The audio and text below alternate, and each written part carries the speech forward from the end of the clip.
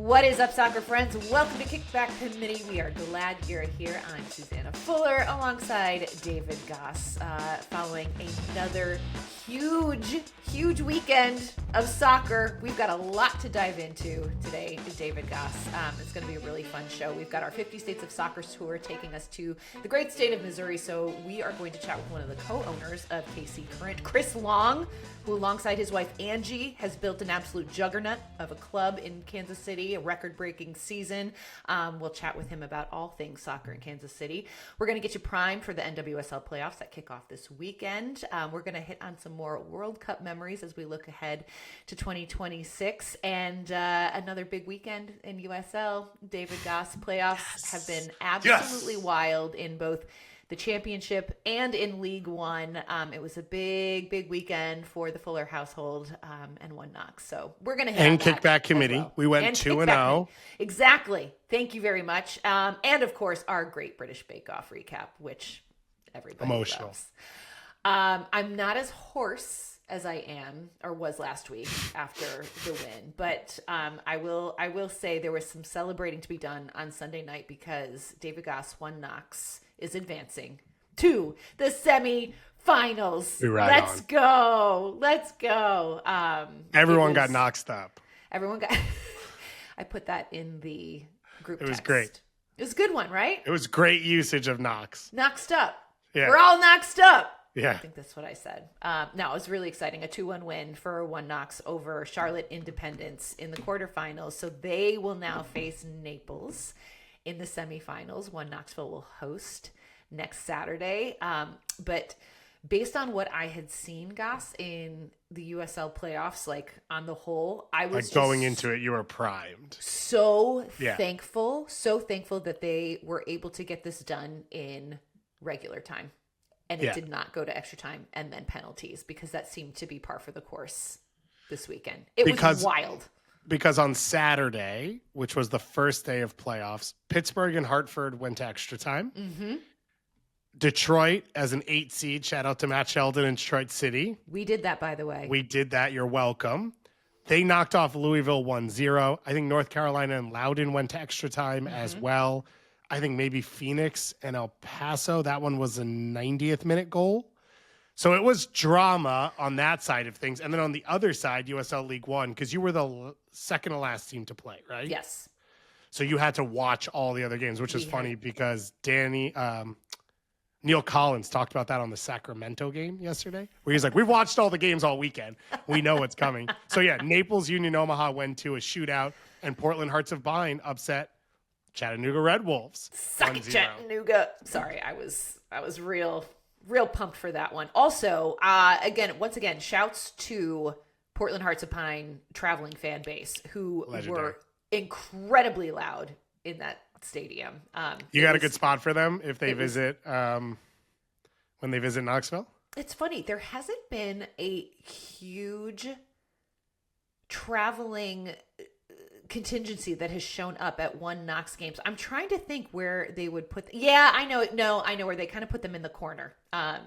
It's sort of like if you're watching if it's a baseball field, so it's in like the right field area. So that's probably where they will go. So if it happens that One Knox ends up playing Portland, I would imagine they would show up in full voice. Yeah. Yes, which would be awesome. It would be awesome.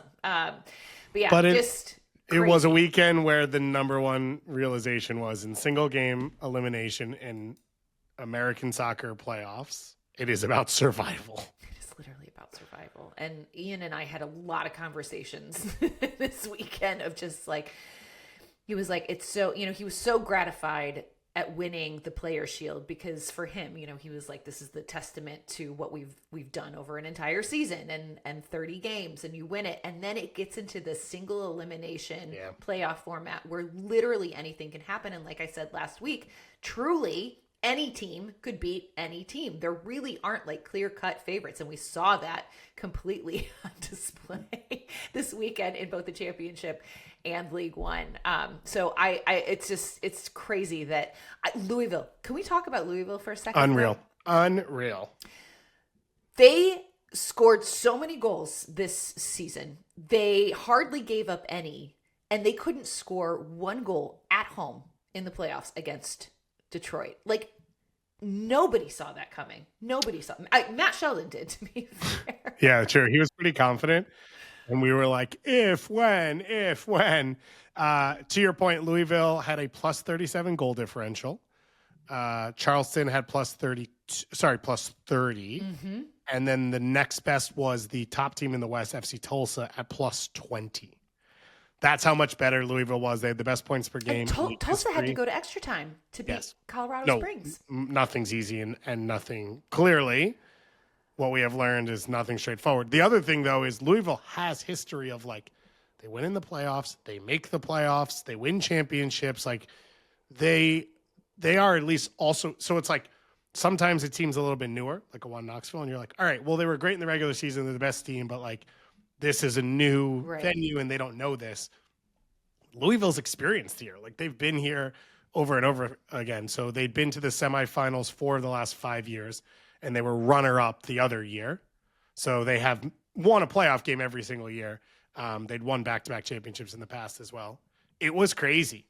Detroit City got one and just held on. Mm-hmm. Didn't really give up big chances, but that's because it was like 10 guys in the box defending, clearing everything out. And that was the first round of games. Park the bus. So then at the same time, Pittsburgh, Hartford are going to PKs. North Carolina ekes out one against Loudoun. And then, as you said, West Coast, Tulsa goes to extra time. Phoenix upsets El Paso 1-0 in El Paso. And then last night, we had Sacramento lose in a shootout to Orange County as the 2 seed. Like, wild stuff. It's crazy. This is, I keep telling people, like, it is the USL playoffs are must watch. It's so crazy. I don't know if you had a chance to catch up on the Naples Union Omaha match. Did you see the wildness of that penalty shootout? I did not. It was crazy, absolutely crazy. So Union Omaha, I said this last week, there was one team that Ian was like, I do not want to face them in the playoffs. Like, they are just playing really, really well. They're very well organized. So they were completely in control of this penalty shootout. But Naples, right before the penalty shootout, they had to take out their starting goalkeeper. He tweaked maybe a hip flexor or something. So they put in their backup keeper for the shootout, Joel Serrano. He looks like a little meatball. He's like a little thick boy and he's short. And I was like, oh no. What is happening here? It's just stocky. But this man came up with 2 of the most fantastic saves I've ever seen in a penalty shootout. We got one with this his little hand reaching up. It was great. And then another one, he was diving to his right. It was insane. So they found this unsung hero in their backup keeper, Joel Serrano. It was there is nothing like either lower division or college soccer goalkeeper where you're like, I didn't realize all goalkeepers look the same the rest of the soccer you watch until you get to that moment. You're like, oh, yeah. You watch top divisions all around the world. You watch international tournaments. Then you're like, oh, they actually do all kind of look the same, and these are other people, and it's awesome. It's so awesome. It's just the most unlikely hero of the whole scenario. But credit to Naples. And now they're making the trip up to Knoxville next weekend, which is going to be so much fun. It was so cold and rainy, guys, too. I was drenched. It's playoff. That's drenched. Playoff weather. I know. That's you kind of I was like, God, and when you're cold and wet, but then you also have all this adrenaline going through your body. That's how I felt. Inner warmth. It was crazy. I had to take a hot shower after we got home last night because I still had the bone chill just wasn't going away. So. And you're ready to do it again next week? Ready to do it again next week. Woo! Saturday's gonna be absolutely fun. It's great. I'm so pleased. I'm so pleased for One Knox. They played. I'm not gonna say it was an outstanding performance, but I will give credit to Charlotte, who came out in a completely different formation than what they had anticipated. And so I think the first 15 minutes of that match was Charlotte had so many chances. Their One Knox's keeper, Sean Lewis, had to come up pretty big a couple times because they had some really, really good chances. But then they kind of settled in, started to control the game a little bit more, and that was good to see. It was a good response because it was a little shaky to start this one, but yeah, it was a very professional performance, I thought. So it's all you can ask for. That's all you can ask for at this time of like. So what? Across the two leagues, there was one game with a 2+ goal difference. That's it. So you are like muddying the waters and trying to grind it out. And anything can happen, which is what makes it really fun, but makes it really stressful. Speaking of which, have we checked in on our Bracktober? I don't have the challenge? Updated ones from this weekend, so I only have from the week before. But I know that I could paint this in two ways. I could say that I had a plan or that I'm an idiot. I believe I picked both Rhode Island and Charleston as one of my two of my 3 tiers, I think it was, or 4 tiers, and they played each other, which made a lot of sense. So I won that one. Also lost that one. I think I did the exact same thing, David Goss. And so I'm just going to run with the narrative that I did it on purpose because, basically I doubled down on Rhode Island. And so it ended up working out for me. But then that's your ideal scenario. Yeah. So maybe I am the smartest person in the room. I'm pretty sure I picked Charleston in my tier 1, Sacramento in my tier 2, then Rhode Island. And both Charleston and Sacramento lost. Cool. Great. Cool. I think really went well for me. Yeah, I had Charleston. I think Pittsburgh. Who also lost? And Rhode Island. No, sorry, they won. They won in penalties. They beat Hartford. They did. That's right. They went to penalties. Because they will play Detroit, which I believe 2 years ago, Detroit was an 8 seed and knocked off Pittsburgh as a 1 seed. So Detroit has now done this twice in 3 years, and now they're back against them and stuff. And former Pittsburgh Riverhounds player is the coach because Bob Lilly has been put on leave or whatever, and he's one of the legendary figures in American soccer. And so they're kind of like vibes right now for Pittsburgh, which is how they always operate in the playoffs. So yeah. It's fun. Get on board, everybody. Also get on board with our Bracktober playoff challenge. If you subscribe to our newsletter, you can get that link and then you fill it out. We've got the NWSL one coming up this week because NWSL playoffs kick off this weekend. We had decision day over the weekend. So now it's a pretty clear playoff picture how this is going to look like. And on that note, it's been a dream of a season for the KC Current, who completely dominated the league this year. They won the Shield I don't know how many weeks ago they clinched it, but it was a while ago. They broke a ton of records in the process. They had the most points, the most wins, and the fewest goals conceded ever in a single season, which is wild. They gave up 12 goals on the season. Goals! That's less games. They play 30 whatever games. That is insane. It's an insane stat. I think of all the records that they broke, that's the one where I'm like, wait, what? That is just bananas. So they were clearly, so effective offensively, defensively, just beyond impressive. They got the 2-1 win over San Diego at the weekend. So they're flying. They've got all the wind at their sails as they enter into the playoff picture, which makes it a perfect time to catch up with one of the owners and architects of this absolutely remarkable club, Chris Long. Here's that conversation. All right, a very warm kickback committee welcome to Chris Long. Thank you so much for being here. What a season for the KC Current, breaking all kinds of records, and now we're looking ahead to the playoffs. But before we do that, it would just be really cool if we could take a beat, Chris, and just kind of think about everything that this remarkable team accomplished this season. When you do that, when you take a moment, what comes top of mind? Well, first off, it's hard for me to ever take a moment. I always feel like we're thinking about the next thing. But, top of mind is just these players. They're electric, the attacking type of soccer we play, the fandom it's created. it's just so special. It's, sometimes you have a hard time sort of stopping and realizing that, oh, wow, this 5 years ago didn't even exist. And now here we are, and look at this incredible showcase of talent and strength. And so I just start with the players. I like that you put the timeline at that 5 years because we have heard that it was the 2019 Women's World Cup that sparked the idea for you and Angie and your family to go on this journey. And you hosted the U.S. Women's National Team at CPKC Stadium last week for the first time. What was that full circle moment like for you all? And sort of what was the conversation as you went into that between you and Angie? Yeah, and by the way, it did pause there for a second, so I don't know if there was an internet glitch or something. I hope not. Just as a aside for editing. It'll load afterwards, so okay. It'll record on your computer and then it will load.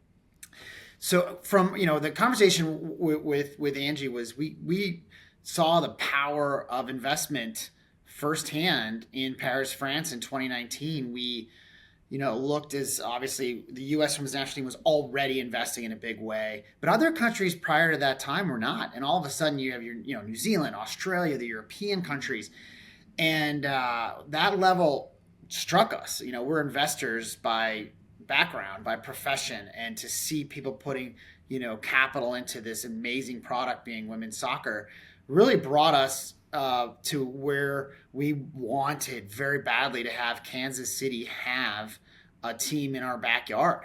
And that's when we started the journey and actually really, I feel like in many ways got lucky that we were able to bring a team here as quickly as we were, because December 6, 2020 was when we actually took control of the team. And obviously, as we know, 2019, that's not that much earlier. So it really worked out quite well for us, and we feel grateful.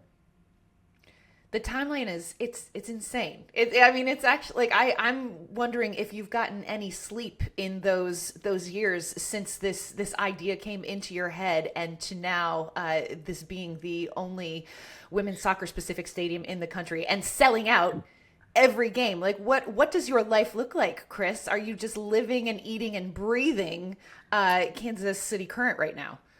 Yeah, I feel like we've been on ludicrous speed. To steal a reference most know. But all the hard work, the blood, sweat, and tears, it's all been worth it. There's so much joy that's come along the way.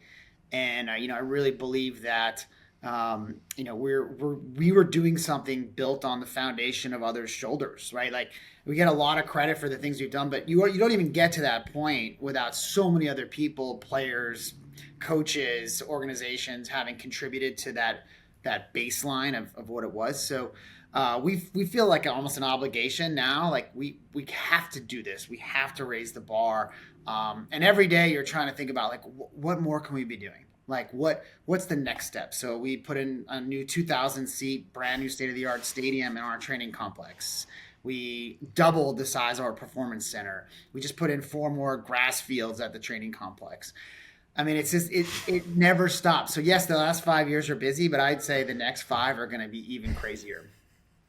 This ties into sort of one of the articles we read coming into this about the area around the stadium as well, because what you just talked about, the training facility, which is incredible, out in a different area. Talk about that riverfront and sort of what it will become and how this women's soccer stadium has become the center of it. Yeah, order number 1 was building the stadium and doing it on a quick time frame, and really doing it our way and really controlling every detail. And once we had that, we realized that we had this, once in a lifetime opportunity to revitalize the area upon which our city was born, the riverfront, right? It was once a bastion of commerce and activity, and then it was just neglected for years, became a dumping ground.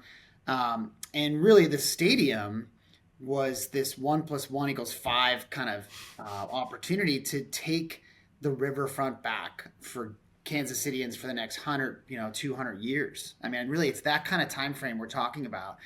And that led us to then want to acquire the land around the stadium, because the stadium's so special. But what if your front door looks terrible, right? Nobody wants the front door to their house being, a mess. And then little by little, we thought, well, gosh, what if we built a unified experience, a unified district, an entirely new neighborhood? We beautified the levee. We built a plaza. We built something that, people would not only love being in Kansas City, but internationally, it would become a destination type situation for visitors. And we're doing that. It's sometimes I pinch myself because I'm like, holy cow, like we're really doing something that's this unique. But yeah, it's the development is back to your earlier question. It's that constant wanting to see what you can do next. And we're off and running. Chris, I want to ask about your wife, Angie, who is the other part of this ownership group, and a very important part at that. She's from Kansas City. This is her hometown, and I know that you've been there for a long time now. But for you, coming from Pennsylvania, going to Princeton, and then settling down in Kansas City. I love Kansas City, by the way. I'm also a Midwest gal from Chicago, so I've always felt very, very at home whenever I visited Kansas City. But for you, I'm just curious, what kind of made you fall in love with it and want to settle down and start a family there, and now creating this sort of soccer capital in the middle of the country? Well, we lived in New York City almost 10 years, and during that time, on our holidays, Thanksgiving, Christmas, we would go to Kansas City because that was kind of the arrangement. My family was near New York City. Angie's was in Kansas City. We would go to the further destination for holidays. And so I had ample time to visit and fall in love with it. And I will tell you, the things that struck me right away were, people are truly neighbors. Like, people care about one another. It's not like, something that's fake or trivial. It's deep down, and it's part of the identity of being, I feel like, a Midwesterner in general, but maybe, I could opine on Kansas City best. And then second, every time I came back, I networked. Met people in the business community, just thinking, hey, maybe there's some point we might be here. I should get to know some people. And all of a sudden you can see the spirit of collaboration and the way in which different business leaders work together, both on, the philanthropic side and then also on the for-profit side. And I was hooked. I mean, I was hooked. I feel like in some ways I drove us more to Kansas City than Angie driving us back to Kansas City. So you talk about that, and we had Kristen Hamilton on the show a few weeks ago, and she talked about starting the coffee shop and how engaged everyone is. There is one specific question I want to ask you, but I'll wait for that one. But how then have you seen the KC Current be accepted into this community and built into this community? Oh, I think the best way to envision it for those listening is you see teal everywhere. You literally see it in coffee houses. You see it, flags on houses. People are wearing it everywhere you go. I really feel like it's the biggest expression of what this community has embraced as far as the Current. I mean, the airport, there's our merchandise there. The streetcars are wrapped with KC Current, branding. And you think about what it means to a community to have these powerful athletes in their backyard. They're celebrities. And I feel like that's really how it should be. Where they go, everybody knows them. It's a huge deal when they engage in community events. So I think Kansas City is one of those places where you engage with it and you show love for it, and they're going to give you 10 times back. And that's what our players have done. They're incredible about their engagement in the community. So it's so interesting, and I feel like I could sit here and ask you a million questions about that, Chris, because I live in Knoxville, Tennessee right now. My husband is the head coach of the USL League One team here, and they've got great branding, and you'll see the badge. But the way you talk about how the KC Current brand is omnipresent in Kansas City. It's there, it's everywhere, and then the players getting recognized. And I'm curious, kind of, what came first? Was it this brand awareness that was created in the city, or was it the club putting out the players and making them incredibly forward facing, or were the two kind of going hand in hand? Because it's what I'd love to see happen here in this community. But you guys you've done such an incredible job with that. Well, you're too kind. I would say it's in parallel, right? And momentum begets momentum. And you see the players are signing autographs for an hour and a half after every match. I mean, that in of itself says a lot about what they think about the fans and how grateful they are they're there. To, honestly, us putting the players all over the city. We've done, I think, a really nice job telling the stories of those players, making sure that people, recognize them when they see a billboard, they see something on TV. So I think it's been the two of us working hand in hand. And, I think Kristen, you mentioned Kristen Hamilton and their great success story they've had with Pitchside Coffee. I mean, it's like the players working hard, but then we're also, as a team, we put Pitchside Coffee in CPKC Stadium. Yeah. And we're going to have it in the district right outside the stadium that we just talked about earlier. So it's, again, doing things together is way more powerful than doing them alone. One of our questions for you was, you sit on a couple boards in NWSL. One of them is the expansion board. I'm curious what your conversations are like to potential future ownership groups, ones that maybe have already been let in, other ones. Like, how do you distill sort of what you just talked about or what else and sort of help try and guide the next one? Yeah, great question. I'd say there's a few things. I'd say, first off, as an owner, you have to be hands-on. There isn't a set it and forget it with something this important, and I really tell people it's not. It is. You're going to have a lot of hours spent on this because the opportunity is that big and it demands it. So that's part one. Part two would be facilities matter. You look why? Well, players want to do two things most. They want to get better and they want to win championships. But even more so than that, as an owner in a market, you need to retain players. You need to retain coaches. You need to build an environment that a front office executive wants to be part of. If you don't have the right infrastructure that's inspiring and engaging, being facilities, it's really going to be hard to succeed. And a lot of the groups we're talking to, they're spending or planning to spend. We also have two that just in Denver and Boston are spending a lot of capital, and I applaud everything they're doing. We have a lot of new cities ready to do that exact same thing. Be hands-on and invest in infrastructure. Do you have an idea of what you want NWSL to look like in terms of how many teams or how many markets? Oh, I know there's been some commentary out there as far as number of cities and that sort of thing. There's been no firm word from the board on that. So this is entirely my personal opinion. But I think there are so many great cities that have great entrepreneurs right there that could bring about teams. And I firmly believe that the talent in the U.S. is there. Yeah. There's enough talent by far. I mean, we have 1.7 million young girls playing soccer each year. I also think that the pipeline for coaches and technical staff continues to just get better and better and better. So I'm of the mindset that I'd like to see a lot more cities across our map. But again, that's my personal opinion, and take it for what it's worth. We want to ask you one other personal opinion question, which is a potential market that could exist would be somewhat of a rival in a different part of Missouri, a different city, as Kansas City sort of bridges between Kansas and Missouri. And there is this debate I know that some fans have had. Is Kansas City Soccer City USA? Without question. I say that with, amazing amount of confidence.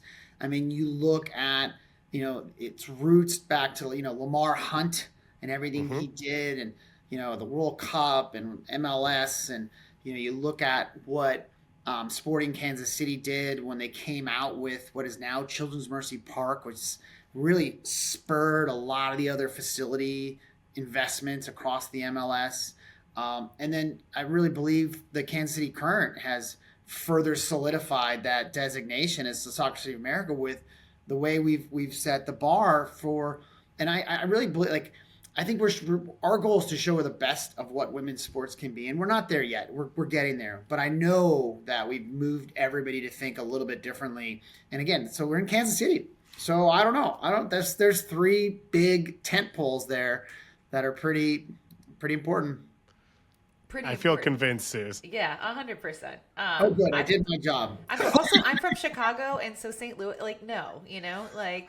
we've got that rivalry already there. So no, I'm all on board for Kansas City as soccer city. But Chris, I mean, going along with all of this, Kansas City is a host city for the 2026 World Cup next summer, which we are so very excited about. But I'm curious if you have started to maybe think about 2031 and have any of those conversations started about potentially bringing even more World Cup action to the great city of Kansas City. Yeah, I mean, I hope I'm not speaking out of turn, but yes, there have been conversations. And yes, there's deep interest. I really hope we get to show off our city again in that fashion. And obviously, there's a process and, a lot of things need to line up to have that happen, but we're going to give it everything we have. Is there an idea that because of CP Casey Stadium and your success that maybe Casey gets elevated to knockout games, big games, that type of stuff because it's proven as a women's soccer market? I mean, no one has stated that, but deep down in my heart, I hope that there's a recognition of that facilities do matter. It's important. I mean, we were absolutely blown away, so fired up.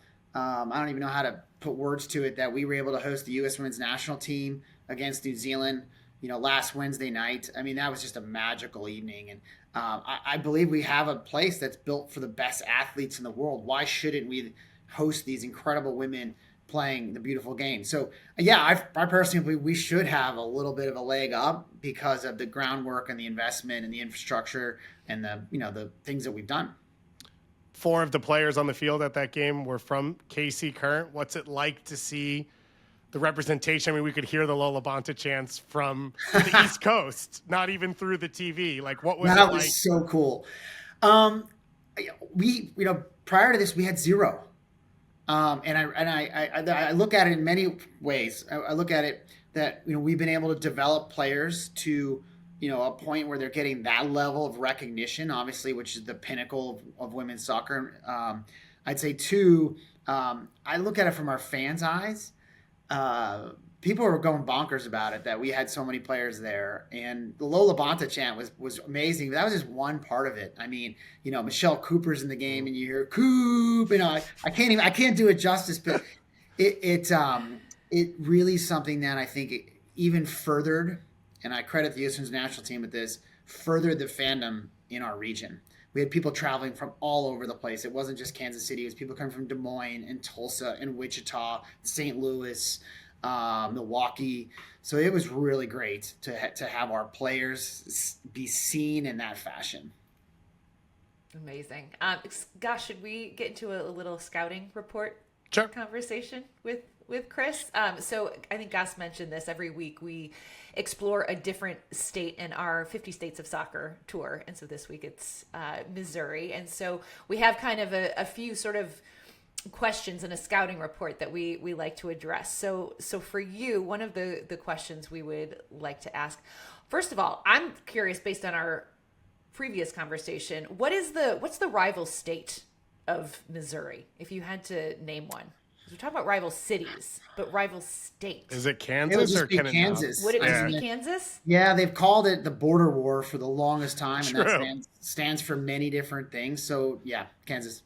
Okay, so Kansas is the rival state. What about the best youth club, men's and women's, in the state of Missouri?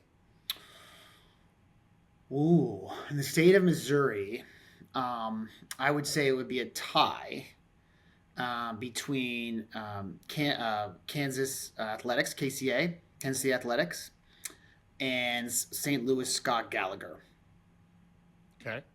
And on the Kansas side, Sporting has a great youth club, and there's plenty of others too that operate, kind of by state. But but those two are both part of our Teal Alliance that we just announced, which is we're bringing a lot of youth clubs under the KC Current umbrella. We could talk about that as a subsequent thing, but thank you for that question. There's a lot of great ones, and we're partnered with a bunch of them. Tell us a little bit about this setup, because NWSL teams don't have the full-fledged academies that a Lyon has or a Chelsea has or whatnot. Sure, yeah, it's not an academy, although we do have a team 2 that we can talk about that's traveled. It's fully operational. We're the first in the league to have it. But what the Teal Alliance is we're partnering with regional youth clubs, the top ones, and we're offering a sort of pathway to pro, which is everything from clinics, games, coaching, development, and having people come into our facilities, come into our environment, compete in that environment, and hopefully we end up, obviously getting better and better players that are eligible for the Kansas City Current. But we also build our brand and grow our fandom through obviously what is a very scalable system, being obviously the youth clubs. You had this quote in an article that I read, which was everyone was trying to either break even or just lose a little bit of money in women's sports. Nobody was actually putting money forth to have a return on it. I kind of hear it in that there.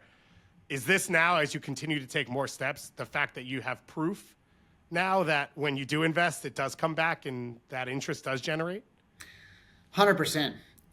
You look at, if I invest $1 in youth or I invest $1 in facilities, there should be a return to that, but it can't be something that's just a one-off.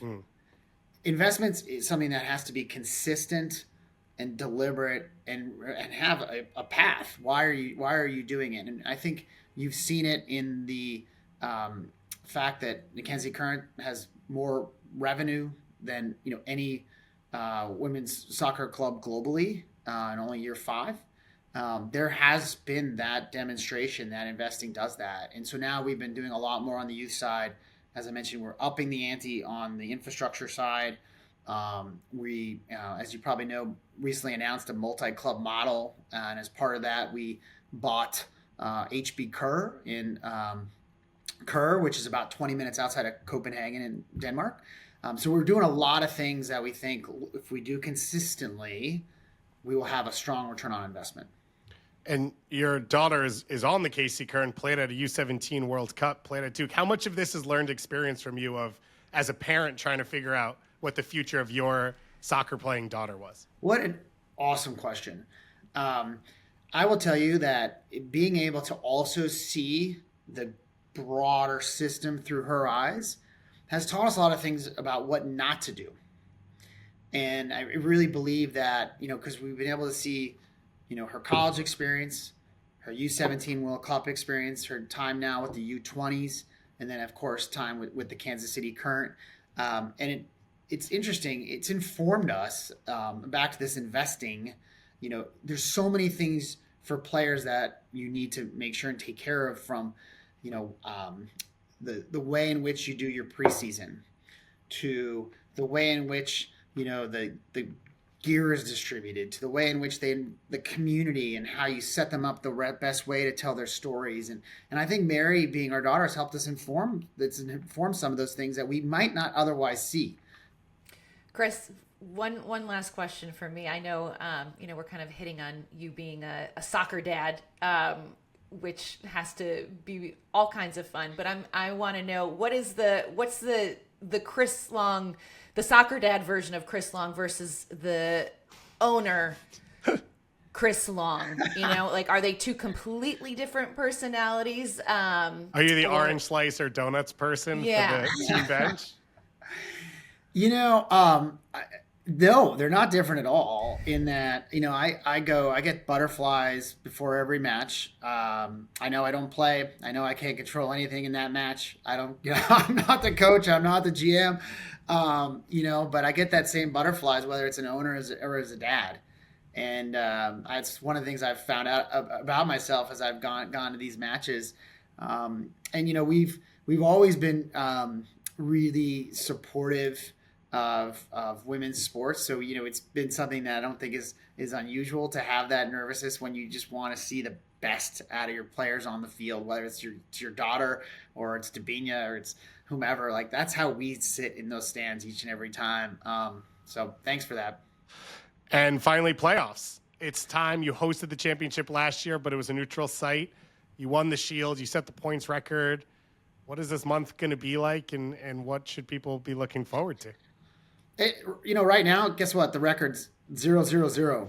I mean, it's a brand new season, and our team's is thinking exactly like that. I know that players have been quoted saying "job's not done," which I think is a famous Kobe Bryant quote, but it's not. And so there's a level of we haven't accomplished anything, and I'm so glad that's the mindset. Amazing. Well, Chris Long, thank you so very much for taking the time to join us here on Kickback Committee. It's been an absolute pleasure. We are wishing you all the best of luck in the playoffs and beyond. Thanks. And thanks for all that you all do, too, for the game. And we appreciate it. Well, big thanks to Chris Long for joining us on Kickback Committee. I wouldn't want to be Gotham right now, David Goss, because my goodness, that is going to be a tall task to take down this number 1 seed in the NWSL playoffs, which are kicking off this weekend. We know what the playoff picture looks like, but you are going to kind of get us primed for these playoffs, David Goss, and just kind of give us the lay of the land as we head into next weekend. Obviously, we know that Kansas City are the odds-on favorite here after they completely dominated the regular season. But there are also some formidable opponents in the mix. So for you, who would you say outside of Kansas City, who are some of the favorites? I think there's only one other team I can say, and it's the Washington Spirit, who went to the final last year as a 2 seed and once again are the 2 seed. And this year, we talked about it going into the interview with Chris, how massive the gap was between Kansas City and everyone else. Washington also had their own little world that they were functioning. You have I don't even know what purgatory in the middle. Like, they were in heaven, then there's the middle space, and then everyone else was kind of in hell for most of the season trying to scrap into the playoffs. And Washington got a lot healthier as the season went along. So their coach left in the middle of the year to go join their owner, Michelle Kang's, one of her other teams, Lyon, which is one of the biggest teams in all of France and the whole world. And then his assistant, Adrian Gonzalez, who was the interim coach last year for the first half of the season while Jonathan Heraldez coached Barcelona to a Champions League. Then Jonathan Heraldez arrived. Adrian moved back to being his assistant. Now Adrian has been elevated to head coach. And I think he was probably the first option for everyone who was interviewing for head coaches over the last few months of he's the guy you would have picked because of how good they were. So he's returned, or he's now head coach. Trinity Rodman has returned from injury, which is big. Croy Bethune has returned from his injury. Hal Hirschfeld, one of the best signings of the year, Rebecca Bernal, who's Mexican international, has returned from injury recently as well. So Washington has a lot going for them, and the biggest one being they don't have to go to Kansas City to try and make a final, which the only way it feels realistic that someone's going to win a championship is by doing it in a neutral site, which is where the final would be in San Jose at Bay. So those are the 2 clear outliers. Yeah. And they, someone texted me today a question of if it's not KC or Washington, who do you expect to see? And I don't even have an answer to that question. The gap is so big. Interesting. So Washington. But it's single game elimination. And as we have learned, as we nothing know, matters. Anything can happen. So the Washington Spirit are going to face Racing Louisville, which is this is their first time making the postseason, David Goss. It is their 5th season as a NWSL club. They finished 9th the first 4 years. Every year they've been in the league has added more teams, but not more playoff teams. So they have finished 9th, 1 spot outside the playoffs, every single year of their existence. Technically, they have finished better every year because they are better than more teams every single year, and yet they had not made the postseason. And it is that's just a brutal stat. They have Bev Yanez as head coach, who is the first player now, will be, person to ever play in an NWSL playoff and coach. the league being very young, there hasn't been a huge movement yet of former players coaching. So Bev Yanez is the tip of the spear for that, and she's gained a lot of fans. The way they play high intensity, they push up the field. They are not the biggest spending team. They don't have the deepest roster. A lot of the players who have been huge factors for them are rookies out of college that they've kind of gone and leaned into and given opportunity to. And there was some falters up and down. They had a huge stretch early in the year. They were third in the league. Then they fell all the way out of the playoffs, and then they were able to fight their way back in. And on the final day, they had to win. North Carolina was chasing them. North Carolina took a lead like 4 minutes in. They had to win. First half, 0-0. And it was just absolutely brutal to watch because you're sitting there thinking, like, this can't happen again. There is no way. And not only did they win, but because they won, they jumped over Gotham and they moved into 7th place. So now they will get to go and play Washington. But I think outside of Kansas City, it's the story of the season. Yeah, 100%. Super, super stoked for them. Okay, let's chat on Gotham for a second because they, heading into Decision Day, they were still in a position where they could have clinched a home playoff game, yes, correct? They could have finished anywhere from 4 to 8. So now they are the 8th seed. They lose to North Carolina 3-2. Was this your biggest surprise of Decision Day? And I think for many people, it's the biggest surprise of the season that this team finishes 8th.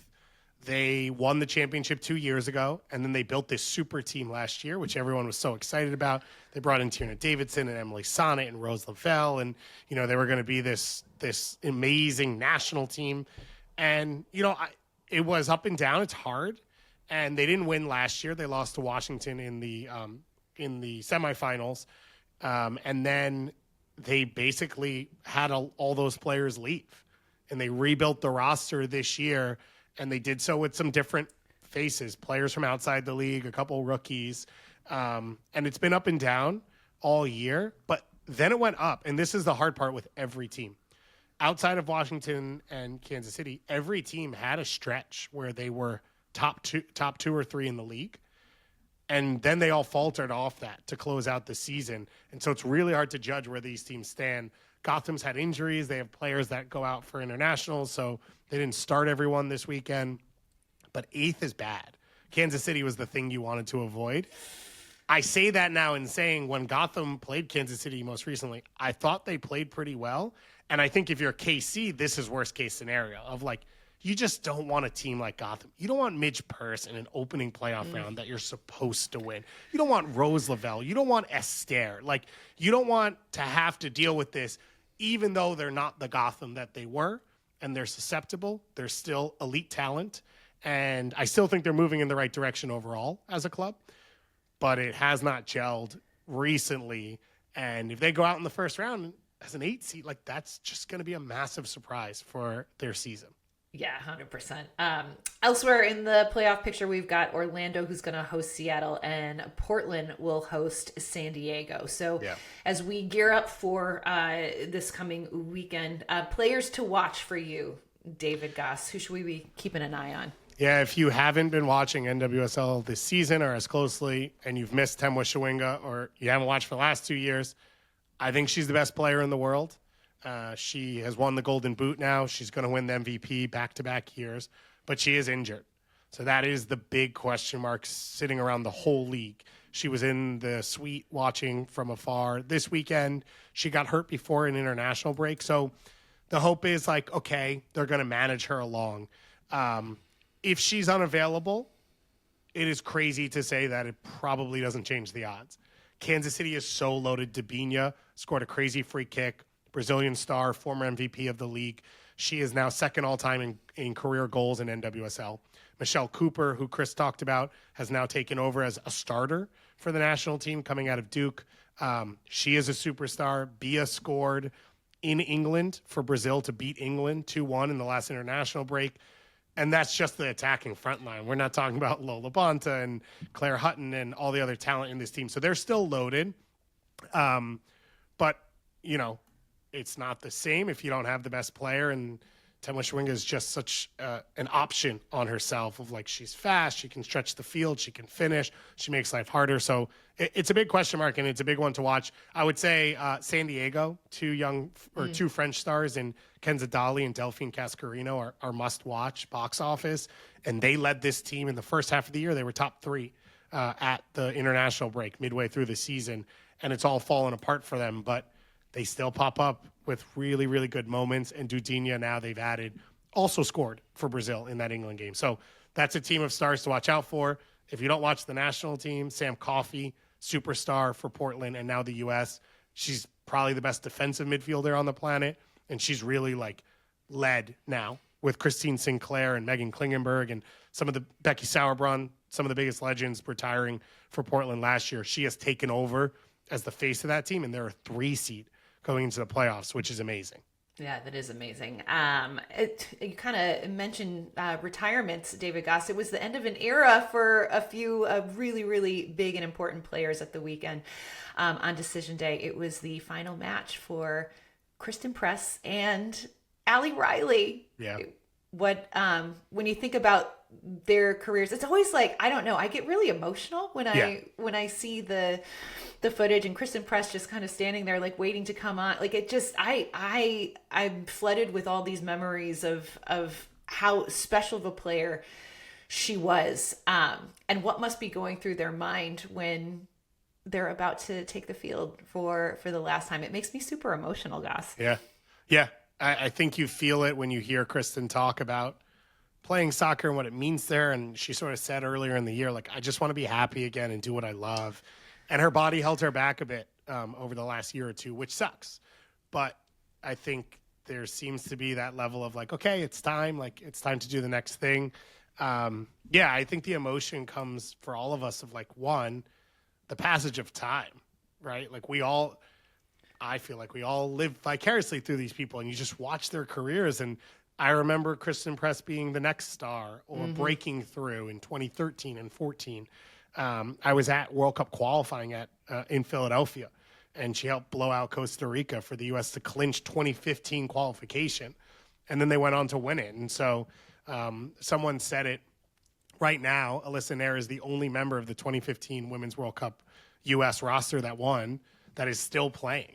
And so where this generation carried the game forward, they carried society forward, and this part of their lives they are hanging up now. And I think it's really intense for everyone, because not only is it the passage of time, not only are they great players, they're kind of like comfort blankets of like their leaders on and off the field. You knew when something happened, they would speak up, they would organize, and that's not there anymore. And so I think for everyone from a club, international, sports, society point of view, it's a little bit different. And so it was a huge moment for them. Allie Riley was with New Zealand over the weekend or over the international break. She finishes with like 180 career caps for New Zealand, captained them at a home World Cup, just an awesome career. And then retiring. And then Alyssa Nair, as I mentioned, has not said anything official. So her contract is up. She could re-sign if she wants to. She could sign somewhere else if she wants to. But we don't know what's next. And she, of course, retired from international and was honored last week in Connecticut. We have some breaking news, David Goss. Both expansion sides for next year, Boston and Denver, have announced... I thought you were about to tell me Alyssa Nair had officially retired. Wouldn't that be something? Yeah. Oh my God, that would have been very serendipitous timing. But no, it is not. It's just that Boston and Denver have announced their home openers. Yeah, end of March. Next season, the end of March, which is very, very excited. Obviously, very stoked for our good friend Jordan Angeli, who is a part of that Denver ownership group, and we're thrilled. We've got to find a way to get there. That's the thing. Yeah. I feel like we need to hands down. We're there. Really, it's happening. Really lean in. You know, like we've got a committee member who owns this team. Like we've already got the swag. Right. I'm ready to go. I am so excited. I was out in Denver a couple weeks ago. My in-laws and my nieces have tickets already, so they're ready to like be huge fans. So I'm really excited to see that from afar. And I do think in the whole like, okay, who's the next superstar? What's next?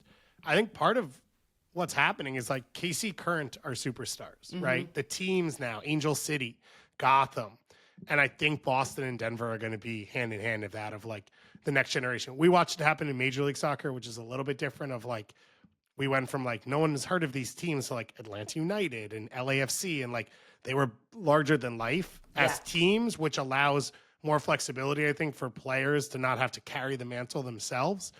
And it feels like that's what's happening in NWSL. And Jordan will be on Wednesday. We're going to break down every single series, plus postseason awards. So if you want to hear more about NWSL playoffs, we will have that on SoccerWise. Amazing. March 28th at Empower Field. There we go. Mile High Stadium. Pack the place. It's going to be rad. I think they could break the record. They could break the record. I think they could break the attendance record in NWSL. Incredible. Wait, what's the Boston's team name? Again? Legacy. After they went with the weird thing. The real debacle. Yeah, Boss Nation. They also are going to play at Gillette week in and week out, so they could also break the record. Okay. It feels less likely. I don't know why, but Denver feels like it has a little more momentum right now. Very exciting times. All right, Gus, transitioning over to the 2026 World Cup, because we are very, very excited. And as we continue to look ahead to next year, which is going to be here before we know it, we've been kind of taking a little trip down memory lane and reflecting on some of our favorite World Cup moments. And Gus, you've got one to share with the group, with the committee. Yes, what is it? I do. So I've been doing research about World Cup teams because we're getting stuff prepped and everything. And I was doing my research about South Korea, and it reminded me. So growing up, I grew up in a town that had a huge South Korean population. I grew up right outside of Queens. The train line I grew up on goes through Flushing, which is like the biggest Korean population, at least on the East Coast. And so I grew up watching all of those games with my friends who were Korean. I tried to have them let me join their futsal team, which were called the Red Devils, which is their supporters group. And they were like, you don't really fit the style. And I'm like, oh, because I'm not very good. Okay, got it. But one of my favorite memories was 2010 World Cup. South Korea played Greece at 7 a.m. Eastern time. And we went into K-Town, and our friend's older sister brought us into a K-Town nightclub that had been retrofitted to watch the game. And so it was 6:30 in the morning, and I was not a person who really went into bars at the time like that because I was not legally allowed to at the time. And turns out they don't check at 6:45 in the morning. And the doors open, so we take an elevator up like 4 floors, and the doors open, and this place is at capacity. Oh my God. Red jerseys everywhere, and everyone is like locked in. The game's about to start, and there's probably 300, 400 people in this place. And I actually don't even know what the result was. I probably could have looked that up. But it was one of the best experiences of my life. And it was like the second day of the World Cup. So it was like, oh, this is going to be awesome. And the U.S. played England that day, later in the afternoon. So we did a full crawl. South Korea won 2-0. Hell yeah. Lee Jung-soo scored and Park Ji-sung scored. So perfect game for us to go to. And then we went to an Argentine restaurant and watched Argentina. And then we went to a bar and watched the U.S. play England in the 2010 World Cup. You did like a world tour. It's my favorite thing to do. In one day. That's New York amazing. City is the best place I was to going watch to say, international soccer. Yeah, if there is one city to be in, it's wild. New York City it has something for everybody. Let me tell you, that was awesome. But in doing the research for this, I think Kevin Baxter wrote an article in LA comparing Sun and Shohei Ohtani and their impact and how they are viewed in their country. Wow. And in LA with massive populations. And like, I don't know that I would have guessed that it was that close, but when Sun signed with LAFC, there was a week or two where he was the highest selling jersey on the planet. And they put some with Korean lettering, which sold out immediately. I think they get 12 Korean broadcast networks that come to cover the team full time now. Which is just wild. And there's obviously a huge Korean population in LA. So I think Tottenham had moved up to being like one of the 4 most watched teams in the world because of this. And now Sun has like brought some of that. So if you look at that and imagine now the national team coming to the US and playing in a World Cup or Canada or Mexico, it's going to be cool. And we've talked about this a couple of times. We talked about Cape Verde. whatever, but it's going to be awesome. Yeah, it is going to be awesome. Our producer Douglas just put in our chat, there's an LAFC supporter group made up of Koreatown locals in I love that. LA, which is so rad. Tiger supporter group? That's awesome. So good. That's so cool. It's so good. Speaking of which, did you happen to see the clip of LAFC celebrating the Dodgers winning the World Series? As someone who does not like the Dodgers, that was the most endearing I thing love it. It was really lovely. It was like Eddie Segura was doing their celebration thing. I know. It was really nice.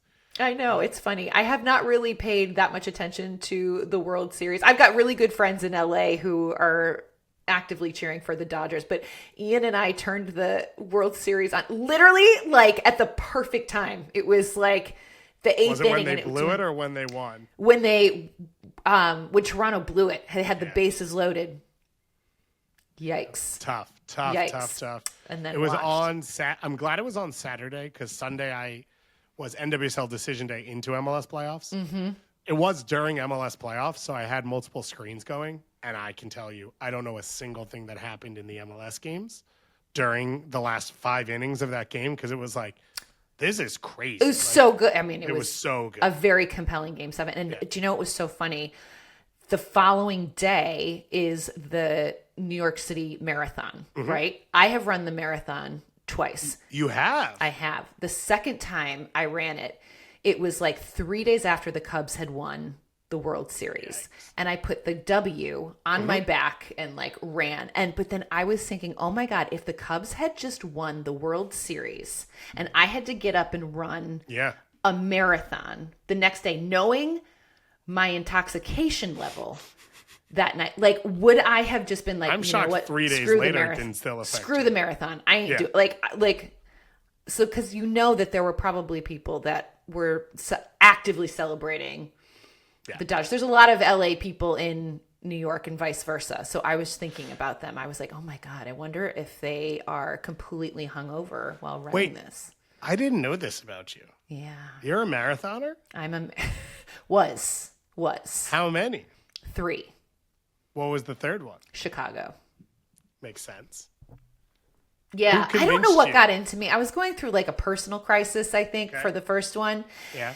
And I was like, you know what? This will be good for me. And I ended up having such a good experience, which shocking because I'm not a runner. Like that was not really. I would maybe run like 2.5 miles, and that was my tops. And I always said I could never do it. And then I had such a good experience that I was like, oh, I want to do it again. So I ran the Chicago Marathon, and then I was like, I want to do the New York again, and I did it. And then I hung up the running shoes after that. I think running a marathon is superhuman. People are like, oh, I didn't train properly. We met this guy here who runs marathons. We went and cheered him on in the Miami Marathon. And he ran Chicago, and he was kind of hurt, so he knew he wasn't going to get a good time. So he drank. He drank beers and did shots with people along the run to enjoy it. I'm like, get out of here. I couldn't walk and drink like that. I don't understand how you do that. That's incredible. Oh my God, no. How much did you train?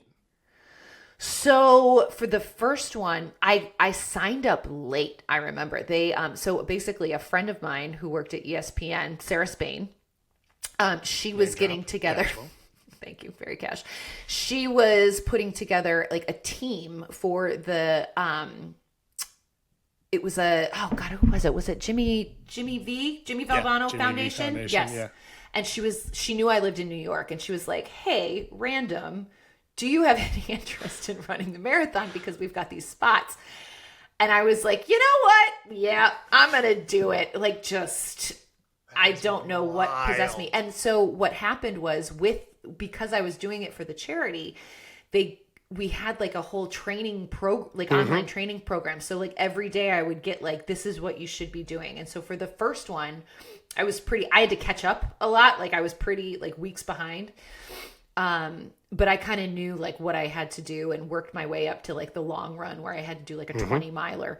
And then the other ones, I sort of knew, like it was kind of like ingrained in me, like how I was supposed to train. So yeah, I did train, and it's no joke, man. Like you've got to set aside like hours of your day to go on a 12 miler, or, like you're working your way up to your long runs, which are between like 16 and 20 miles.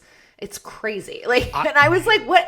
How did I do this? I'm like How? shocked. I am shocked. I cannot do sustained things. I can't stand. Like, I can't stay still. Yeah. I don't really do one thing very long. If I sit too long, like whatever. But I think it is superhuman, and I do not understand how anyone is capable of it. Yeah, I don't really like even having done it. I don't know how this body Just wipes your memory. Just wipes it out. I don't. I really don't. But it makes me like, even just seeing the footage yesterday, it makes me emotional. Like it's really, it is one of the most, especially the New York City one, it is one of the most inspiring days. And I think it's so that's fun. what made me want to come back and do another one, because it was so uplifting. Like, you just see the best of humanity on those days. And I so desperately needed it at that time in my life. And certainly now, like And I can only imagine inside of it, because my dad does triathlons. That's like his big hobby. That's what he does, and it's amazing. He finished first in one of his races this year. Let's We're go. very proud of him. Yeah, and there's like this festival atmosphere. Like, you get there at like 5:45 in the morning, and like the music's on, and people are so happy, and everyone's being helpful, and everyone's like, "Oh, how do you do this? What do you do?" And then everyone cheers for each other, and so I can understand that, because that and the ones we go to, he has done the New York Triathlon, which is obviously much bigger, but most of the ones he does are smaller groups. And then the New York City Marathon I've been to as a viewer many times, and like, I get that, but I don't really move around when I do it, so I can only picture being on the course and actually running it. Yeah, it's pretty spectacular. And the finish line, like, ending it all in Central Park, like, it's just it's wonderful. It's really, it makes me want to do another one. I don't know if this body has it in her, but never say never, David Goss. Never say never. I am signed up for a half marathon next year. I don't believe that I said I would sign up. Oh. I believe that there was miscommunication. So we will see what happens. Technically, my training is supposed to start this week. Is it in Miami? No, it is in Sedona. Love Sedona. So, yeah, I'm going no matter what. Wait. The question is whether I'm running or not. Maybe I'll do it with you. I'll set it as a goal of mine. Okay. To do a half marathon with you. I love Sedona. Ian and I got engaged in Sedona. No way. Yeah, sure did. So it's a very special place. In the Red Rocks at one of the. Are you a hiker gems person? No, I'm not. I couldn't even remember the phrase of what it is. Yeah, the crystal. Yeah, crystal. Like the energy fields. Yeah, no, not really. No, we were on a hike though, and it was beautiful. It was the Seven Sacred Ponds was where we got. It was beautiful. It's like this kind of cascading. The place is insane. Stunning. It's one of the craziest places in the world. So my wife found it, and she's like, "Would you do this?" And I was like, "I'll go to Sedona for sure." What I said, and I know this is what I said because this was a year ago. I said, if the Knicks or the Mets win a championship, I will run a half marathon with you. And she said, okay, fine, I'll take that. Okay. And neither of them I was going to say, did I miss something? Neither of them won. And the next season won't be over again until like after the marathon. So I was like, I'm off. And she's like, nah, you signed up. And I was like, my understanding was I signed up under a condition. And she's like, your name's on the list. You're signed up. Sorry. Oh, man. Okay. So we'll see. Well, you're inspiring me, David Goss. I'm looking into it. Okay. She's going to get back okay. in it. You will all beat right. me, that I'm sure of. Oh God, no. Do you know what? It's been a while. It's been a while. This body, it's been through a lot right now. We'll see. We'll get there. But I don't think I'm even close. We'll get there. Transitioning from running a marathon to our favorite show, the Great British Bake Off. Emotional. Goss, we're down to the final three. This was the semifinals. Patisserie week. How do we feel about Patisserie week? It's another one of those weeks where I don't really eat a lot of the stuff. Same. I would choose to eat a lot of stuff. Do you like, what is it, macaroon or macaron? Like, what is it? So a macaron, if you're pronouncing it correctly as the French do. I have had them and they are, like, if they're made well, they can be totally delicious. Like this, like little chewy, on the inside, and if it's like a lovely filling, sure. Mm-hmm. Is it the thing that I like would crave the most sweets wise? Absolutely not. Like, I kind of think like people go nuts over them, and I'm like, you know, they're good. They're like, if it's in front of me, like, great. But do I go out of my way? No. So, you know? So one of the confusions in my life has always been on Passover, you eat this coconut dessert called macaroon. Oh, that's a macaroon. Yeah. I didn't know that they were different Yeah. for like 25 years. So I was like, yeah, I don't eat those. Those are gross. Then I found out they were, but then when I found out was when they got popular, and then they were like expensive, and I was like, I don't really Super like sweets expensive. that much. So I'm never going to. So I've had like 2 maybe in my life. Yeah. And I've never been super moved by them. So that was a little bit of a super move. yeah. That was a little bit of like, so in general, this is one of those weeks that I'm less excited. Yeah. It was hard. I feel like this week was really difficult though. So the signature bake was was these cream horns, which like cue the jokes. All of a sudden, the thing that you brought up the other week about this being like, there were so many sexual references. I was like, oh my God, I never realized. But No. here we are. They were making these pastry horns full of cream. Which even me saying it just feels weird and slightly inappropriate. And then for the technical challenge, this is where I was like, Paul Hollywood, you are an asshole. Like, a framboisier, for everyone who doesn't know, is this like very elaborate looking cake consisting of, there's some kind of like sponge. I think it's Genoese sponge. And then there's like this mousseline layer in the middle. And then raspberries, like. Yeah. I'm not going to lie. This sounded kind of good. I mean, it sounded good. I love but pistachio. then, I'm sorry, a fondant rose and then a sugar dome? Yeah. A sugar dome. So like a clear dome. Crazy watching them do the sugar dome, though. I had no idea. It was the fact that I felt how gutted were you for Tom when his sugar dome broke. Tom it was killed perfect. me twice on those because there are these moments. Okay. Also, someone, I think Aaron, turned his sideways to move it, and then it crushed the side, and he's like, why did I do that? It's like, I don't understand. Always be building something on something that comes off or moves. It like, and so Tom's was he didn't open the fridge before the pressure was getting to them. And then he hit the thing. Yeah, it kills me. I will say this. I love Tom. I think Tom is one of the most delightful characters. He has been helpful to other people. He tries hard. Because we talked about this a couple times. The part of Great British Bake Off that you always love is like they are nice to each other. They are not being mean. They are. They're all friends. They're clearly very close now. They took a photo at the end and everyone was crying. And everyone was more focused on the person who had lost and they were losing more so than the fact that they made it to the final. Agreed. It is. It was just, it always hits me in the feels, especially when it gets down to the final four, because they've been together for so long and like everybody loves each other and nobody wants to say goodbye. And I mean, poor Toby though just had an absolute shocker on that technical. Like his like was just like oozing out. And I think after that I kind of was like, oh, I don't think there's no coming back from this for him. Even if he like knocks it out of the park in his showstopper, like I felt like Toby was doomed. Yeah. I guess I didn't realize that.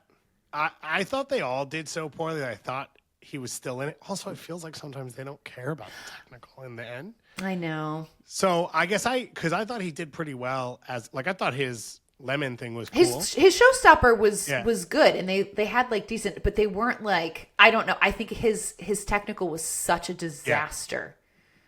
Such a disaster. Because I didn't realize that, and then when he got eliminated, he was like, "Yeah, I knew," and I was like, "Oh, I didn't realize everyone already knew that." Oh, but Prue said after, she's like, he was maybe the least confident person in the tent when it started, and he made it to the semifinals, which I thought was very fitting because I felt that along the way where you're like, I think this guy might be good. And it was like, not that you had to convince yourself. It's like, well, he doesn't really sound like it. And then he would come in and like win stuff. So I know. He was a cool like redemption arc thing. And he was a really good character person in the show. We love And then Toby. it's funny because they're like so heartbroken. You're like, but the show's over in a week, and then you can just go see each other whenever you want. Exactly. But yeah, Jasmine wins her 5th Star Baker, which is apparently ties a show record or something. Passion fruit and pistachio. Pistachio. She loves it. I'm just, oh man. I also love it. But come on. Come on. And Paul made a couple references. He did. But I was wasn't going to like, ask you if you caught that. do something else. Yeah, he's like, oh, yeah. But it wasn't even, I don't think it was negative at all. I think he was like, well, this is her thing. And it's like, well, that can't be your thing. Your thing can't be like the most basic, obvious connection flavors. Let me ask you this. Do you like chocolate and orange? No. They are like the classic pairing that everyone on the show In does. England, it's a thing. Like, okay. Yeah. Got it. So there's a Christmas candy. It's a chocolate orange. And it's like a chocolate shaped orange. And they like, you can peel, it's like little slices. And people love it. Terry's chocolate orange. And I had friends that I was like, oh, I'm like, that just sounds like, and I tasted it and it wasn't as bad as I thought it was going to be. But I also was not like, oh, this is something I'm going to crave. Like, it feels like a very old school flavor profile that it seems like the chocolate would accentuate the bad parts of the art, like the bitterness. And I don't know that makes sense to me. Yeah. I'm not into it. Not into it. Because every time it happens on the show, they're like, classic. Of course it's going to land. You're like, exactly. Is it? Exactly. I 100% agree with you. But so in the final. Are we doing Bracktober now? For Great British Bake-Off. Kind of love this. Yeah. actually. Although we would have had to do it already because now at this point you just have to pick the winner. I know. I want your guy Tom me too. to win. I think he's the most creative. Dude, his beehive that he made, this like gigantic chocolate beehive, it was insane. Like he's so creative. Like, there's not enough macaroons on this side. You're like, the guy built a chocolate beehive that's hanging. What? I mean, God, yeah. I think he's so creative, and sometimes his flavors might be like a little too like ambitious. Does too much, and then he doesn't nail everything he does. Yeah, that's his problem. But I love him. But like, I mean, Jasmine is so clearly the best baker. But Aaron is very good. I do think Jasmine is the clear favorite. Yeah. Sometimes you go in, you're like, okay, no one else could win. Or you go in and you're like, okay, maybe this other person, but the third couldn't. I think if anyone upsets them, like it could be either of them. It could be. Aaron seemed to, he had some really significant wobbles and where he was getting like emotional. Like you could see him almost crying, like in the technical challenge when he couldn't get his sloth. Yeah. The bake on his macaroons was a disaster. He had to start over like 3 times. And he was like, I could see him getting a little bit rattled, and I was like, oh, I don't know. I don't, for me, I think Aaron would be like the longest shot at winning. Oh, interesting. Because he's been closer than Tom has the last few weeks. Yeah, that's my take. Okay. But we'll see. We've got the big grand finale coming up this week, and so I look forward very much to recapping that with you on our next episode. But that's going to do it. Then we'll have to find a new show that we recap. I know. I trust us. Yeah, me too. Me too. I feel like we're and it's pretty soon we're gonna have a new season of Top Chef coming. Yeah, so when is that? Do we know? It's usually, I feel like it's a winter thing. Okay. It might be January, but love Top Chef. It's around the corner. Can't wait. We've that to look forward to. Guys, thank you so much for tuning in. As always, make sure you check out all the latest episodes of Soccer Wise Kickback Committee. Enter our Bracktober challenge. We've got our happy hour coming up on this Thursday, 5:30 p.m. Eastern on our YouTube channel. And do all the things. Follow us, like us, subscribe, tell your friends. We appreciate you. Have a fantastic week, everybody. Enjoy all the playoff soccer. We'll see you next time.